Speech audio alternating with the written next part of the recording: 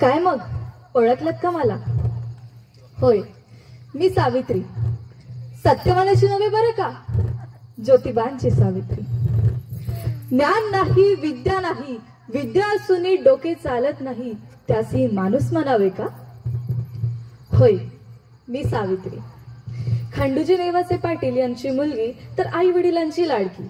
मी 9 वर्षांची असतानाच फुले घराण्यात आली आणि हळूहळू मला कळाले की ज्या व्यक्तीशी माझं लग्न झालंय तो काही सर्वसाधारण माणूस नव्हे, तर या जगाला ऊर्जा देणारा एक क्रांती सूर्यच आहे.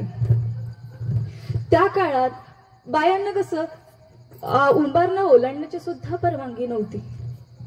स्त्रियांचा जन्म फक्त चूल आणि मूल याकरताच होता. पण ह्या सगळ्यावर फक्त एकच मात होतं, ते म्हणजे शिक्षण. ज्योतिरावांना शिक्षणाचं लय खूड. असंच एका दिवशी शिक्षणाचा प्रचार करायला शेठजी एका शाळेत गेले. तिथे एक ब्रिटिश मॅडम फरा त्यांना म्हणाल्यात, मिस्टर फुले, तुम्हाला शिक्षणाचा प्रसारच करायचा आहे ना? So educate a women first, because if a women educate the whole house will educate. पण तुम्ही माणसं स्त्रियांना बाहेर जाण्याची परवानगीच देत नाहीत. So bad mister Phule, so bad. मग काय झालंच, शेठजी आलेत की माझ्याकडे पाठ्यपुस्तक घेऊन आणि मला म्हटले, सावित्री, आजपासून मी तुला शिकवणार.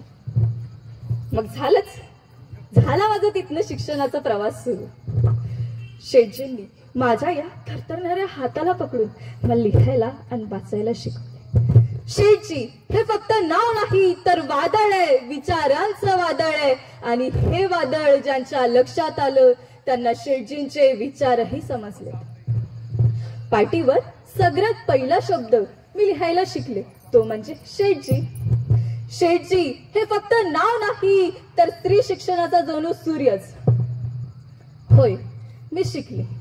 मी लिहायला आणि वाचायला शिकली आणि शेठजींसारखा विचारही करायला शिकली. पण मी शिकली म्हणून अनर्थ झाला म्हणून गावभर ओरड सुरू झाली. पण तरीही सन 1848 मध्ये पुणेच्या भिडेवाड्यामध्ये शेठजींनी महिलांची पहिली शाळा सुरू झाली. मग काय सनातनांच्या जणू कानातच चपराड बसली. अनर्थ झाला म्हणून गावभर ओरड सुरू झाली. आम्हाला शाळेत शिकवायला जाण्यापासून नाना तऱ्हेने रोखण्यात आले. चिखल, शेण, माती, दगड फेकण्यात आले. तेही मी सहन केले. पण आता माझ्या सहनशीलतेच्या पलीकडे गेलं होतं. एकदा असं एक धतिंगण माझ्या समोर आला आणि मला म्हणे, ऐ कुठे चाललीस? आधी ते स्त्रियांना शिकवायचं बंद कर. तुला तुझी अब्रू प्यारी आहे की ते शिक्षण? कदाचित तो हे विसरला असेल की आम्हीही ज्योतिरावांच्या पत्नी आहोत. एक खलखल त्याच्या कानाखाली वाजवली आणि त्याला म्हटले, आज आलायस थोबाड फुटलं, परत आलास तर तुझ्या रक्ताने धरती रंगवीन. अशातच आम्हाला फक्त 5-6 मुली शाळेत शिकायला मिळाल्या. हळूहळू ज्ञानार्थक कार्य सुरू असताना मला साथ मिळाली एका सच्च्या मैत्रिणीशी, फातिमा. माझ्या बरोबर तीही मुलींना शिकवायला येऊ लागली. जेव्हा मी अशी शाळेत जात होती, लोक माझा रस्ता अडवत होते, असे टकामग माझ्याकडे बघत होते, काही बाई बोलत होते. पण तरीही मी खचली नाही. मी गेली. शाळेत गेल्यावर जेव्हा मी पाटीवर अक्षर लिहित होती, माझ्या मुली जेव्हा पाटीवर अक्षर गिरवत होत्या, तेव्हा मनाला लई समाधान वाटायचं. असं वाटायचं आता ही क्रांतीची मशाल सर्व दूर पेटणार, माझ्या मुली भविष्य घडवणार. 4 वर्षांच्या संघर्षानंतर महाराष्ट्रात शेठजींनी महिलांची 18 शाळा सुरू केली. हे शेठजींचं खूप मोठं कार्य होतं. पण त्यावेळी ज्या बायांचे नवरे मरायचे त्यांना सती जायची प्रथा होती. अहो, ज्यांचा पती मेलाय त्यांची तरी काय चूक आहे? यावरती आम्ही आणि ज्योतिरावांनी एकत्र आवाज उचलला. ब्रिटिश सरकारकडे ते सती जाण्याची प्रथा बंद पाडण्याची माग केली आणि ती प्रथा सुद्धा बंद पाडली. तशीच एक विधवा महिला काशीबाई, त्यांचा मुलगा आम्ही दत्तक घेतला. त्याचं नाव आम्ही ठेवले यशवंत. यशवंताच्या आल्याने आमचं अंग कसं भरभरून गेलं होतं. असा आनंद वाटायचा. यशवंताला आम्ही खूप वाढवले, मोठे केले, त्याला एक डॉक्टर सुद्धा बनवले. पण त्या काळात प्लेगची सुरुवात झाली होती. प्लेगने असे लोक खचा खचा खचा खचा मरू लागलेत.